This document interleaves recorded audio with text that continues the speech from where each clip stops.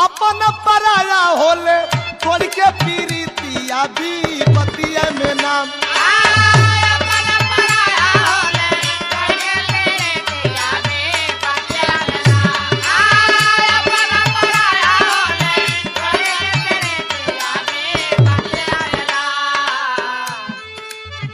केहू ना मिले संगी सथिया भैया वही भी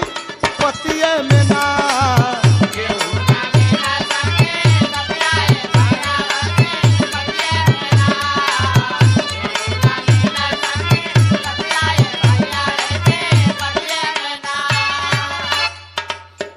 कुछ दिन बाद नीरज भइल स्वर्गवासी